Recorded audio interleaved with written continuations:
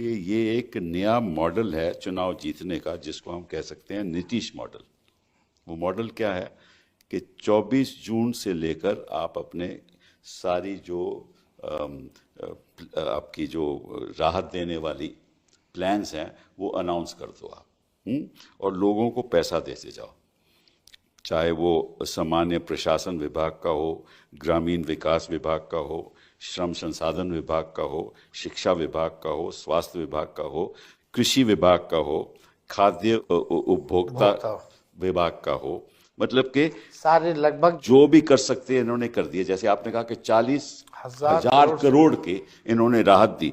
और बड़ी इंटरेस्टिंग बात यह है कि 3 अक्टूबर 2025 में स्वास्थ्य विभाग और शिक्षा विभाग में इन्होंने एक अजीब गजब सा इन्होंने फैसला लिया। वो ये है कि जो ANM का मानदेय 11,500 से बढ़कर 15,000 कर दिया, और शिक्षा सेवक तालीमी मरकज 340 से बढ़कर 12,000 कर दिया।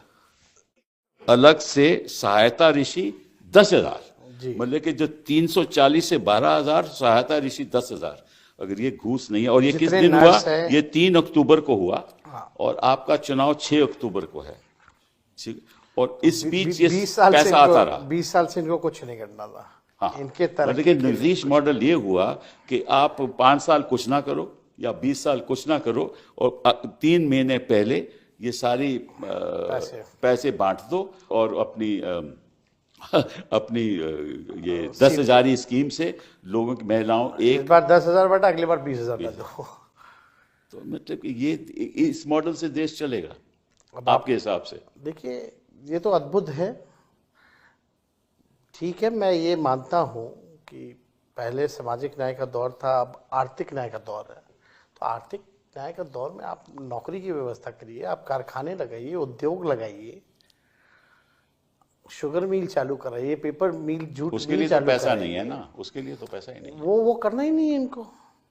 वो तो कहते थे कि भाई अगर ऐसा करेंगे तो फिर लोग बाहर से जाकर कमाई कैसे लेंगे। पहली बार प्रधानमंत्री गए थे मोतिहारी, तो बोले यहाँ चीनी का मिल हम चालू कराएंगे और उसी चीनी का चाय पियेंगे। 11 साल हो गया, पता नहीं। अगर प्रधानमंत्री अपने पुराने भाषणों को देखे तो उनको शर्म आना चाहिए बिहार आने में, जो बातें उन्होंने की है। तो अब पूरा सिस्टम आप देखिएगा, कोई जैसे पहले भी हमने कहा कि पूरे देश में ही अब ऑपोजिशन के लिए जो लेवल प्लेइंग फील्ड नहीं रह गया। इलेक्शन कमीशन उनके साथ है, मीडिया उनके साथ है, पूंजीपति उनके साथ है, सारी कॉन्स्टिट्यूशनल इंस्टीट्यूशंस उनके साथ हैं, जितने अधिकारी जो हैं। अब इसका यही मतलब है ना कि भाई आपने 10,000 आपने एक रिश्वत के तौर पे दिया वोट लेने के लिए, अब 5 साल ये भ्रष्ट अधिकारी और नेता जो भ्रष्ट हैं वो अब रिश्वत लेंगे। सही बात है, यही होना है भ्रष्टाचार। आप CAG की रिपोर्ट में आप देखिए, 71,000 करोड़ का कोई हिसाब किताब नहीं है, इस पे कोई चर्चा नहीं हो रही है। कितने बार हमने सदन में, चुनाव जीतना, मीडिया में इस बातों को हम लोगों ने उठाया। मीडिया जो सृजन घोटाला हुआ, ऐसा घोटाला पूरे देश में नहीं हुआ है। बड़ा इंटरेस्टिंग है। सरकार का खजाना सरकार के पास ही रहता है, सरकार के खाते में रहता है। ये सरकार का पैसा एक NGO जो नकली बैंक बना करके रह रही थी उसके खाते में था। अच्छा। और जब सरकार को जरूरत पड़ती थी तो उससे ये लोग लेकर के पैसा वो करते थे। लेकिन उस घोटाले का भी कुछ नहीं हुआ अभी तक। नहीं, वो तो घोटाले का तो, क्योंकि ऐसा है ना कि भाई जो इनके पक्ष में है उनके तो कार्रवाई तो होगी नहीं। लेकिन मैं एक बात सोच रहा था कि जो उत्तर प्रदेश के चुनाव में 2027 में है ना? हाँ, है ना, 2027 में। अभी टाइम है, वो अभी तो 2025 पहले बंगाल का, फिर ठीक है ना। तो उसका जो इंटेंसिव रिवीजन है वो अभी क्यों हो रहा है? क्योंकि उसके लिए तो अभी आपको 6 महीने 8 महीने भी आप कर सकते हो, तो उसका आप 2 महीने में क्यों कर रहे हो? इसके पीछे तो कुछ होगा नहीं, सोच होगी ना। ये लोग नई जल्द से जल्द किया जाए। नई चीजें जो हैं ये लोग कुछ ना कुछ सोचते रहते हैं, कर रहे होंगे। लेकिन ये जो हिंदी बेल्ट जो है ये इनके लिए सबसे इम्पोर्टेंट है। यूपी, बिहार और आपका बंगाल का जो इलाका है, ये बिहार में आज तक भाजपा अपने बल पे नहीं आई है, तो बिहार तो इनके लिए एकदम टारगेट था ही था। जी हाँ। तो इन्होंने जो करना था वो किया। अभी अगला बंगाल है, बंगाल में भी इसकी जो है शुरुआत की जाएगी। वहां तो जो घुसपैठियों की बात तो और जोर शोर से की जाएगी, बिल्कुल, और कम्युनलाइज करेंगे लोग चुनाव को। नहीं, बट वहाँ तो प्रॉब्लम थोड़ी और है ना, कि जो बांग्लादेश से लोग आए हैं वो तो हिंदू लोग हैं ना, मुस्लिम तो नहीं आए ना, तो वो थोड़ा मुश्किल है।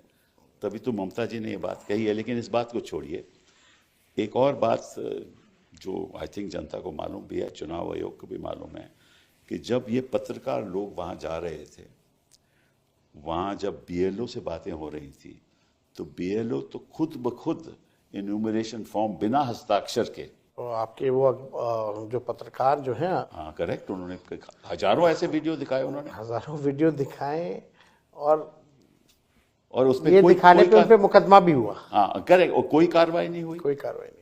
तो मतलब कि बीएलओ अपनी तरफ से जो मर्जी कर रहा था। और एक और बड़ी इंटरेस्टिंग बात है कि एक मिलिट्री का आदमी, आर्मी का आदमी पटना में आया, उसने अपनी बीवी से बोला कि चलिए जाकर हम अपना एन्यूमरेशन फॉर्म देते हैं। बीएलओ के पास गया, ये भी रिकॉर्डेड है, और बीएलओ कहता साहब हमने तो आपका फॉर्म दे दिया।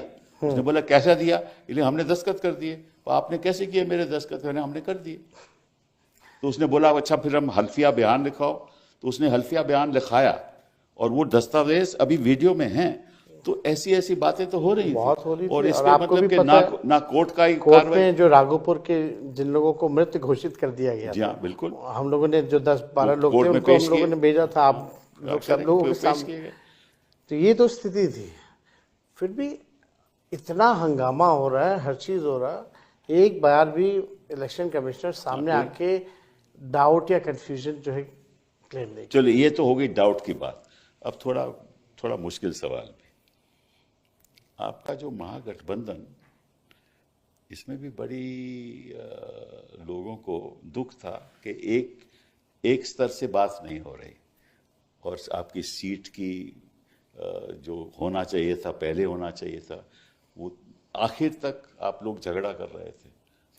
तो क्या प्रॉब्लम क्या थी? देखिए तो झगड़ा, इससे भी बड़ा अच्छा मैसेज नहीं गया। देखिए मेरा साफ मानना ये रहता है, विनेबिलिटी देखनी होती है। विनेबिलिटी को ही देखते हुए आप डिसीजन लीजिए। अगर आप एक जगह मजबूत हैं, आप वहाँ लड़िए। हम जहाँ मजबूत होंगे हम लड़ेंगे। लेकिन हर पार्टियां चाहती हैं कि भाई ज़्यादा से ज़्यादा सीटें जो हैं वो लोग लड़ें,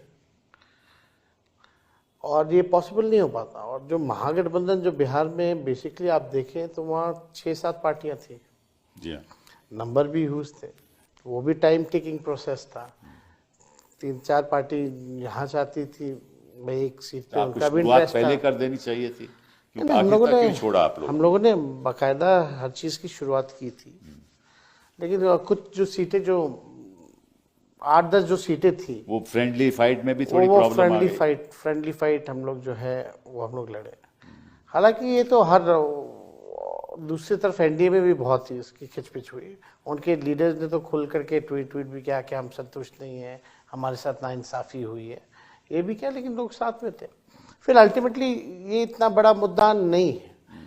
मुद्दा फिर भी ये है कि अगर हम बैलेट में 143 सीट जीत रहे हैं, तो मशीन में जाकर के वो ट्रेंड कैसे चेंज हो जाना, उल्टा ऑपोजिट कैसे हो जाना है। मतलब पढ़े लिखे लोग आपको वोट दे रहे हैं, तो गरीब लोग आपसे मतलब कि नाराज हैं, यही हुआ ना? सबसे ज्यादा इस सरकार में तो गरीब परेशान है, जी हाँ, लाचार है।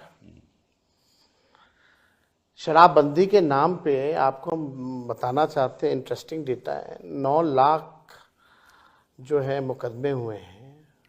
9 लाख में से लगभग 14 लाख लोग जेल में हैं, और 99% शेड्यूल्ड कास्ट ईबीसी कम्युनिटी के लोग हैं। जी हाँ, करेक्ट, ये बात सही है आपकी। तो इतने लोग परेशान हैं। आप अगर 14 लाख लोग जेल में हैं, तो इक्वल अगर 5 से गुना कीजिए, अगर इस कम्युनिटी के लोग भी जो भोगी रहा है इनका, वो भी जाकर इनको कैसे वोट देगा? चलो दूसरा मुश्किल सवाल वो ये है, ये कहते हैं कि साहब ऐसा है कि जब प्रचार हो रहा था तो लोग कह रहे थे कि हम वो वापस जंगल राज नहीं लाना चाहते, ये कह रहे थे लोग। हाँ, मतलब कि वो देखिए, वो तो शुरू से कभी भी केवल जंगल राज मतलब कि 2000 और परिवारवाद। हाँ, उनको पासवान जी के परिवार, चिराग हैं, उनके जीजा जी हैं, एक जीजा जी आयोग में हैं, उनके सब लोग जो हैं, चाचा से लेकर के सब लोग जो हैं वो तो बड़े मंत्री काबिल बने। लोग हैं ना, वो तो मांझी कहते जी, बड़े मांझी जी के परिवार, इंटरेस्टिंगली आपको हम बता देते हैं, अभी ओथ हुआ बिहार में मंत्रियों का, जो ना एमएलसी है ना एमएलए है, वो ओथ ले रहा है। भाई वो कौन है? तो उपेंद्र कुशवाहा जी का बेटा है, अच्छा, पत्नी एमएलए है, बेटा चुनाव लड़ा नहीं, ना एमएलसी है, फिर भी मंत्री बनाया गया। तो ये तो तो अगर आप संविधान कहता देखेंगे है तो 60-70% मंत्रिमंडल जो उनका परिवारवादी है। और जितने लोग जीत करके आए हैं, भाजपा ने जो टिकट डिस्ट्रीब्यूशन की है, केवल परिवार के लोगों को की है। और आप लीडर उभर के आए हैं और आप पे ऊपर आरोप परिवारवाद का। मेरे अलावा तो और कोई परिवार का कोई लोग व्यक्ति चुनाव नहीं लड़ा इस बार, जी हाँ, केवल हम ही लड़े। जी हाँ। खैर वो भी बात नहीं है, लेकिन आप देखिएगा, जंगल राज की बात करते हैं तो there has to be some base, है ना। अगर हम डिबेट करें तो आप आंकड़ों से डिबेट कर सकते हैं, इफ यू हैव डेटा। तो एनसीआरबी के जो डेटा कहते हैं कि 2005 से लगातार जो है क्राइम बढ़े, 70,000 तो 20 सालों में हत्याएं हुई हैं। नहीं, अगर जंगल राज था, 70,000। चलिए मान भी दीजिए जंगल राज था, तो 2020 में आपको 75 सीटें कैसे मिली? हमेशा सिंगल लार्जेस्ट पार्टी रहे। ठीक है ना, तो अगर तब भी तो जंगल राज था, ऐसा तो नहीं कि 2025 में ही जंगल राज रहा, 2020 में भी था, देन फिर आपको 75 सीटें कैसे मिली? ये देखिए, जनता ये बाय नहीं करती है, ये जंगल राज, ये वो, ये बेकार की बात है। हम भी सरकार में थे ना, हम भी उप मुख्यमंत्री बने, कौन सा ऐसा माहौल खराब हो गया कि महिलाएं घर से नहीं निकलती थी? सही बात है। हम भी राज्य तब तो पांच पोर्टफोलियो था तो मेरे आप पास। ठीक ठाक थे, उनके साथ आप सरकार चला रहे थे, डिप्टी ठीक चीफ है। मिनिस्टर थे, कुछ जब मेरे पे दिक्कत नहीं केस मुकदमा था तो नीतीश जी ने कहा कि इस पे फर्जी केस है। करेक्ट, बट 2017 में आपका लैंड फॉर जॉब्स आपके खिलाफ हो गया, जब उन्होंने पलटी मार दी। बिहार में पलटी बोलते हैं, इसलिए मैं कोई ऐसी बात नहीं कर रहा, तो बिहारी अल्फाज इस्तेमाल कर रहा हूं। उन्होंने जब पलटी मारी तो तुरंत आपके खिलाफ केस हो गया, लैंड फॉर जॉब्स। फिर कोई उसके बाद कुछ नहीं हुआ। एक बार दोबारा जब हुआ तो फिर वही केस पे कोर्ट कहने लगा कि आप आइए, आप हाजिरी भरिए, जब चुनाव था। ये तीनों केसेस इंक्वायर्ड होकर के क्लोज हो चुके हैं, फिर भी बार बार ये किया जा रहा है।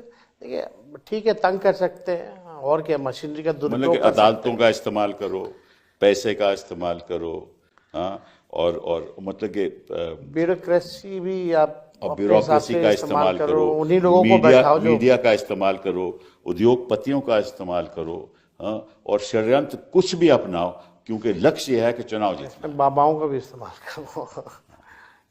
जितने इनके जो लोग हैं वो भी नहीं छोड़ते ना ये। जी हाँ। खैर, इनका अपना काम है, तानाशाही ठीक है, कुछ देर और चलेगी, लेकिन ये हमेशा चलने वाला नहीं है। और हम जैसे नौजवानों को जो है खड़े रहना पड़ेगा। इनके डराने धमकाने से डरना नहीं होगा, इनके लालच देने पे हम लोगों को लालची नहीं बनना पड़ेगा, बल्कि हम लोगों की जिम्मेवारी है इस देश के लोकतंत्र और संविधान की रक्षा करने के लिए। ये कुछ भी करेंगे, हमारे नेता लालू जी ना झुके, ना ये पार्टी कभी बीजेपी के साथ कॉम्प्रोमाइज़ किया, ना तेजस्वी कभी कॉम्प्रोमाइज़ करेगा। हम लोग लड़ने वाले लोग हैं, जीतता वही है जो लड़ता है। ठीक है, समय हमारे साथ है, जनता अन्याय देख रही है, समय आएगा, ये सब इनकी जो भावना है देश के संविधान को मिटाने की, एक तरफा राज करने की, इनका सपना जरूर टूटेगा। इसी बात से हम आपसे बड़ा शुक्रगुजार हैं कि आप हमारे शो पे आए। बहुत बहुत धन्यवाद। शुक्रिया।